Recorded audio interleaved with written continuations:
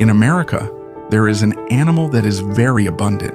They multiply quickly and spread to different parts of the country.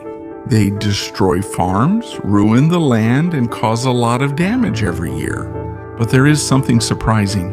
They can be eaten, and there are more than enough of them. In a country that loves bacon, pork chops, and barbecue, they seem like they should be a food solution. It's like having a free and abundant supply. But despite their numbers, almost no one wants to eat them. Eating pigs that roam the forests and fields is avoided, but not because it's forbidden or difficult. There's a reason why they're better known as pests than as food. But before we start, don't forget to like this video. It's a big help for us content creators. Thank you very much, and now let's get started. They multiply even faster than most invasive animals in America. It's like the meat is free and there's so much of it, but almost no one wants it. But why is that?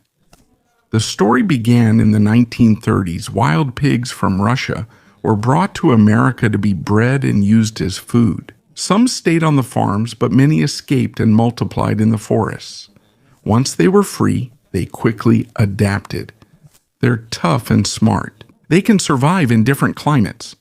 Now, feral pigs can be found in almost every state in the U.S., but they are most numerous in Texas. Because there are so many of them, it's like there's an endless supply of meat, but they can't just be slaughtered and sold. First, they're a big problem for the environment and agriculture. They like to dig up the ground with their snouts while searching for food. Because of this, they damage crops, irrigation systems, and even the soil itself. Sometimes they even eat small animals. This gradually affects the balance of nature. It also has a big impact on the economy. It is estimated that the damage they cause in the U.S. reaches around $2.5 billion each year. They destroy crops and fences, and people have to spend money to repair them. The problem gets worse because they reproduce quickly. A female pig can give birth twice a year. Each time she can have 4 to 12 piglets. This means that even if many are caught or killed, their population quickly increases again. Now, if there are so many of them, why not just make them the main source of meat? It's not that simple. First, they're not regulated like farm-raised pigs. They could have diseases or parasites, and the quality of their meat isn't consistent. In the commercial meat system, health and safety standards are strict. It's hard to include wild animals in this kind of system. Second, there's an image problem. In the minds of many, they're considered pests, not food. They're more known for destroying crops than providing meals. In Texas, it's almost like a war. It's estimated that there are about 2.6 to 3 million feral hogs in that state alone. Almost every county has them. They occupy a large portion of land. Because of this, state agencies, researchers, farmers, and landowners are working together to control the population. But they're hard to control. The climate is hot. The land is vast. There are few natural predators. So even though they seem like free meat, just having a lot of them isn't enough. It also needs to be safe, controlled, and properly processed before it reaches people's tables. As their numbers continue to grow, one thing is clear. If they don't become part of the solution, they'll remain a big problem. And with how fast they're multiplying, it seems like they won't be the ones to run out. But rather, it's the patience of the people who are affected every day. A major reason why feral hogs have multiplied so much in Texas is the state's environment itself. The winters aren't that cold. The growing season is long. Food is abundant. They're also very adaptable, smart, quick to learn. They can find food and shelter anywhere. A female hog can give birth twice a year. In each litter, there are 4 to 12 piglets. If there aren't many natural predators, they can recover quickly even if many are caught or killed. This has a big impact on the economy and the environment. In Texas alone, it's estimated that about $52 million are lost each year in agriculture because of them. This includes damaged crops, trampled pastures, broken fences, and contaminated livestock feed. Across the entire U.S., The total damage and control costs exceed $1.5 billion each year. Their digging causes soil erosion. Waterways are damaged. The habitats of native plants and animals are lost. They eat ground-nesting birds, small mammals, and reptiles. The ecosystem is gradually changing.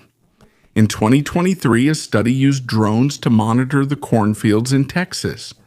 In some farms, up to 9.2% of the crops were damaged by feral pigs. That amounts to thousands of kilos of lost harvest per hectare. They are a major threat to livelihoods. Hunting is legal year-round on private land, and there is no limit to how many can be caught. They use traps, snares, and trained dogs, but the pigs are smart. When they sense hunting pressure, they become more elusive. Sometimes they even become nocturnal. Sometimes they avoid traps because traditional methods are not enough in Texas. One of these is aerial gunning. Using a helicopter or airplane, the pigs are chased and shot in wide open areas. This is to avoid something like that. When you think about it, it's just the story of the last drink. Fermina is similar. Just leave the monitoring to the process. For example, there is a reporting system where landowners can provide information about sightings and damages. They continue to destroy crops. They continue to damage the land and water. They keep competing with native wildlife for food. And land isn't the only problem. They also carry diseases that can infect livestock.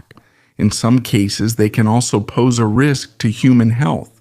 So even if they seem like free meat at first, in reality, the costs and risks outweigh the benefits. They bring a quieter and more serious threat. And this is the main reason why most people don't just eat them, even though there are so many of them. Wild pigs or feral hogs are opportunistic omnivores. This means they eat almost anything: crops, small animals, dead animals, sometimes even garbage. Because of this kind of diet, there's a higher chance that they carry diseases and parasites.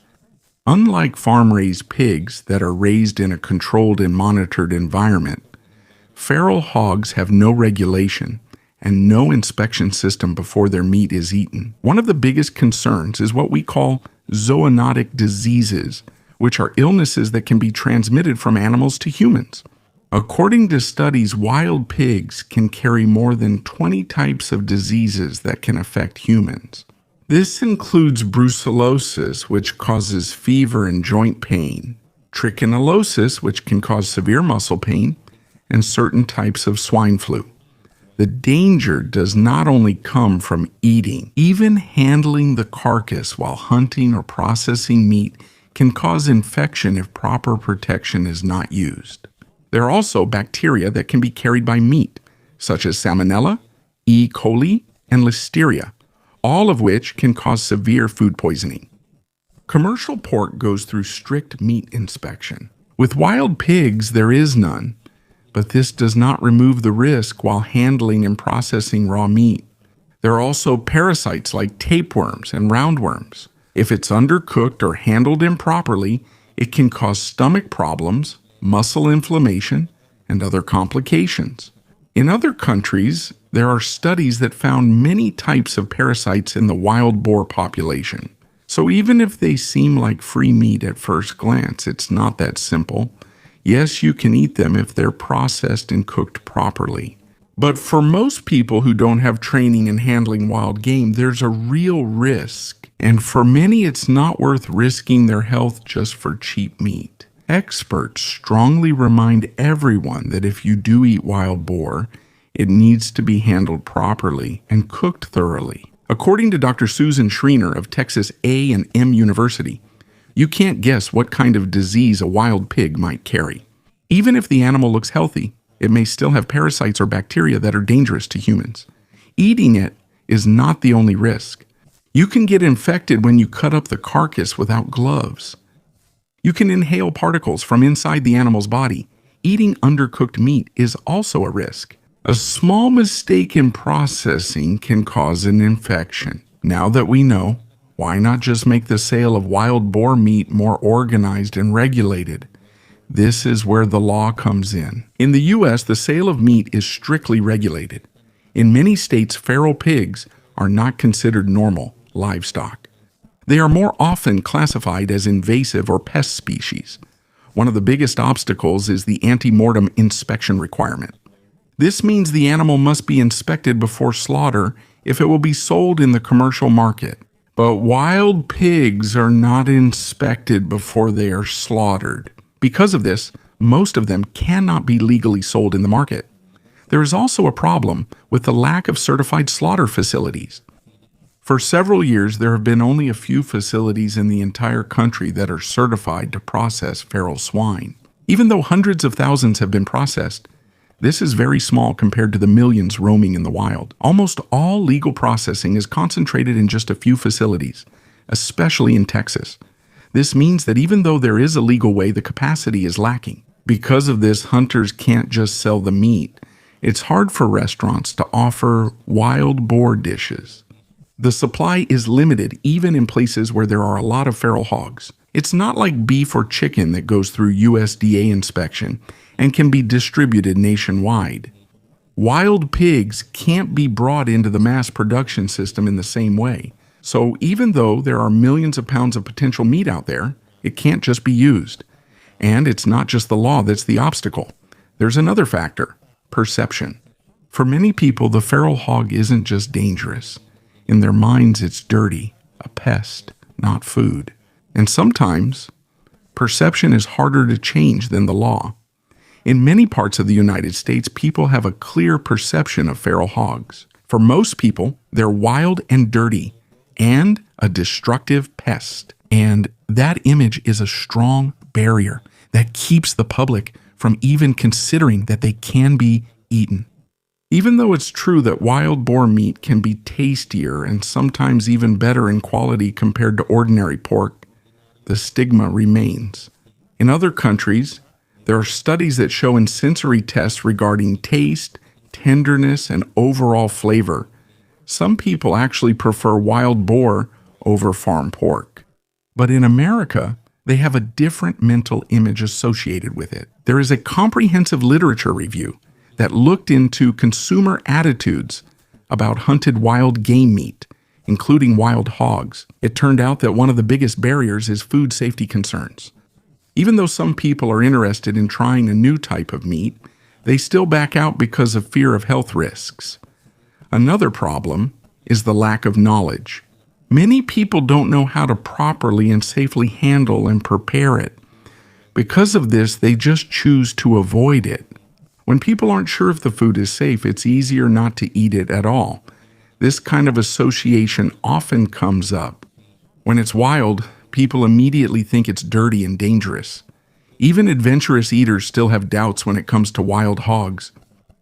This shows that with proper processing, it can be acceptable and delicious for many people. But even with this data, it still hasn't changed the general public's perception. A survey in 2024 in Alabama showed that most respondents see wild pigs as dangerous and destructive, not as a possible source of food. They think more about property damage, environmental harm, and disease than the possibility of turning them into food. In short, the combination of cultural stigma, lack of familiarity, and fear of disease makes it hard for Americans to accept wild hog meat, even though it is available and can be safe if processed properly. In other countries, wild boar is a delicacy and is even sought after in restaurants. But in the U.S., the image that dominates is of an animal that destroys farms and carries disease. Even some hunters who kill feral pigs do it to control the population, not to eat the meat. Ironically, there are also studies that say wild boar meat is leaner and more acceptable. The protein is better compared to conventional pork. It has less fat and is even more nutritious in some aspects. But these facts are not enough to overcome the deep cultural bias. When an animal is ingrained in the public's mind as a destructive and disease-carrying pest, it's hard to change that perception. The combination of fear of disease, lack of exposure to properly processed wild game, and a long-standing negative image creates a wall that can't simply be broken down by abundant availability or regulation alone. That's why even in states with an overabundance of feral pigs, they're seen more as a threat to land, livestock, and communities, not as food on the dinner table. If you think about it, eating is simple. We eat when something tastes good. So another big reason why wild boar meat hasn't become mainstream in America is the taste and quality itself. Wild boar meat isn't the same. Because they eat different things, the smell, texture, and taste of the meat also vary. It's not like domesticated pork, where their food and upbringing are controlled, so the quality is almost always the same. On farms, they really avoid old male pigs because they might develop what's called boar taint. Boar taint is an unpleasant smell and taste caused by hormones and diet. It's often described as having a musky odor. For many consumers, that's enough for them not to want to taste the meat. There are studies that say wild boars usually have lower carcass weight and higher ultimate pH compared to domesticated pigs. Their meat color is also different. These differences affect not only the appearance but also the tenderness and the way of cooking. In terms of nutrition, wild boar meat has some advantages. In many cases, it is leaner and may have higher omega-3 fatty acids compared to regular pork. In some sensory studies, the meat of female wild boar even received higher scores in taste and tenderness compared to domestic pork. That sounds good, but the problem is consistency. Not all wild boars are the same. They eat different things, so their fat and meat are also different. Because of this, the taste of the meat is not consistent. It's one of the hardest things to control. This is caused by natural compounds like androstenone and scatolene produced by the bodies of uncastrated males. Its taste and smell can be described as sweaty, urine-like, or sometimes even fecal. Because it naturally forms and changes depending on age and hormones, it's difficult to remove without a special process. There are also environmental factors that add to the public's hesitation. Even though these incidents are limited to specific areas, it adds to the idea that wild boar meat is unpredictable. This caused concerns about possible contamination from industrial chemicals or dyes. No clear explanation came out, but news like this is enough to make the public even more cautious. Even for adventurous eaters or hunters, there's still a risk of tasting something unpleasant or worrying about possible contaminants. As long as there's no reliable way to make the quality of wild boar meat consistent, from taste to texture, it will remain an uncertain type of meat. And in the world of food, when the taste is uncertain, most people don't take the risk. As long as there's no way to make the taste, tenderness, and safety of wild hog meat consistent, it will likely remain known as a pest, rather than becoming a regular food in America. And even if some pigs make it into the legal processing system, the problem still doesn't end there. Unlike domesticated pigs that are raised in controlled environments, wild hogs come from uncertain conditions. They eat different things, have varying health conditions, and experience different levels of stress before being brought to the slaughter facility. All those uncertainties carry over to the inspection table. One of the biggest problems is the high condemnation rate. This means that many carcasses do not pass the federal inspection. Between 2017 and 2019, 242,198 feral swine were processed in inspected establishments, but a large portion of these were rejected. The common reasons for rejection are pneumonia, abscesses or pyemia, wounds and injuries, contamination, peritonitis, parasitic infections, septicemia, extreme thinness, and overall poor health. This shows a clear pattern. Wild hogs do not have the same health profile. Many of them are not suitable for human consumption. And even those that pass inspection, there's another problem. They're not consistent. Just from the color of the meat, you can already see the difference. Some are too dark, some are too lean, and often they're tougher compared to tender and fatty meat. In commercial processing, predictability is important. The supply, taste, texture, and quality should all be consistent. But with wild hogs, each animal comes from a different environment and has its own condition. Because of this, it's hard to predict what kind of product will come out. Large processors and distributors avoid products with a high rejection rate and unstable quality. They can't properly forecast how much they can sell, whether consumers will accept the taste or if customers will come back. In addition, the meat profile is also different compared to domestic pork. Wild hog meat is darker, leaner, and tougher. For those who are used to game meat, this is acceptable. But for the average American consumer who prefers mild and juicy pork, this is not immediately appealing. Even if it's safe and has a good nutritional profile, if it doesn't match the market's expectations, it's hard to sell it widely. In many parts of Europe, Asia, and Oceania, wild boar is not just a pest. It's part of the culture and cuisine. In Italy, especially in Tuscany and Umbria, wild boar, called cinghiale, is an important ingredient in local cuisine. It is used in slow-cooked meat sauces for pasta, red wine stews, rustic roasts, and even cured meats like salami. There are centuries-old hunting traditions rooted in their culture. Wild boar is not seen as a dirty animal, but as part of their culinary heritage. In America, wild hogs are a problem that needs to be controlled. In other countries, it's a food that they take pride in. In the end, it's not just a matter of quantity or nutrition. It's also a matter of culture and perception. How does a society view an animal? Is it a pest or a dish with history? It's not seen as a pest, but as noble game. Families even pass down recipes from one generation to the next. When it's autumn hunting season, it's like a regional holiday. It's part of the culture, not just food. Wild boar is often served in high-end restaurants, especially during hunting season. Traditional dishes like hunter-style boar stew are still popular in the countryside. In modern French cuisine, boar has prestige. It's not an ordinary meat. In many rural areas, you'll find boar in roasts, sausages, and hearty winter meals. Because their hunting system is highly regulated and respected, consumers have great confidence in the quality of wild game. This trust, along with long-standing food customs, is the reason why boar meat is normal in German kitchens. In Poland, Hungary, Slovakia, and the Czech Republic, it's often the centerpiece of holiday cuisine. Boar is featured in regional celebrations. It's usually smoked, stewed, or made into sausage. For some rural families, it's one of the main sources of red meat. This tradition began during a time when hunting was essential for survival, and the cultural connection remains to this day. In Japan, especially in mountainous regions, it's popular as a winter food. There's a dish called botan nabe, a wild boar hot pot known for its rich flavor and said to have health benefits.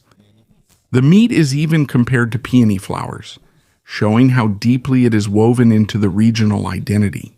In South Korea, wild boar is also enjoyed, especially in grilled barbecue dishes at countryside restaurants. For many rural communities, it is a natural part of their environment and cuisine. In China, wild boar is eaten in some forested regions, usually in soups, stews, and roasted dishes. In traditional Chinese medicine, it is sometimes associated with vitality and strength. So it's not just about the taste, it also has cultural and symbolic value. In the Mediterranean region, perspectives vary depending on religion and tradition. In Spain and Portugal, wild boar is regularly eaten, especially in rustic hunter-style dishes. But in many Middle Eastern countries, it is avoided because pork is forbidden by religion. However, in Christian communities in Lebanon or Armenia, there are exceptions. In Australia, feral pigs are also invasive, just like in the US, but there are hunters who eat the meat. And inspected boar meat is sometimes even exported. In New Zealand, pig hunting is known as a national hobby, and wild boar is often smoked, grilled, or made into sausage to be shared in the community. In some parts of Africa, wild game like warthog and boar is also eaten, especially in areas where hunting traditions are still alive. In South America, there are smaller communities in Argentina and Chile that eat wild boar, usually among rural families with European heritage. In many countries, wild boar is eaten with confidence and pride. It is part of their culture, tradition, and identity. Meanwhile, in America, fear of disease, negative perceptions, and lack of familiarity prevail. In other parts of the world, wild boar is not considered a pest. It is a flavorful, nutritious, and valued food with a long history at the dining table. Is it possible that one day Americans will accept wild boar as a normal food? Yes, it's possible. But many things need to change. First, perception. Right now, the image of the wild hog in America is that of an animal that destroys farms and carries diseases. For the situation to change, it needs to be seen as a free-range and naturally fed source of sustainable protein. Not as a monster on the farm, but as a potential food source that can even help the environment through population control. There are some small businesses and high-end restaurants that are starting to promote wild boar as an eco-friendly alternative to industrial pork. If this message spreads further, it could gradually change the public's perception. Secondly, a better system is needed. Right now, the inconsistency of wild hog meat in terms of taste, safety, and quality is one of the biggest obstacles. Without a stable supply and a reliable processing system, it's hard to make this an everyday product in grocery stores. Clearer regulations, more inspected facilities, and better quality control are needed before this becomes practical for the mass market. Third, environmental and economic pressures could drive change. As feral hogs continue to multiply and cause billions of dollars in damage each year, there may come a point when policymakers and consumers see more value in turning the problem into a resource. If it can be presented as a sustainable, ethical, and delicious alternative, it could gradually enter the mainstream diet, just like what happened with sushi, octopus, or goat meat, which were once uncommon in U.S. food culture, but are now more accepted. In the end, acceptance is not impossible. As people's tastes change, interest in wild and organic foods increases, and the public becomes more aware of invasive species management.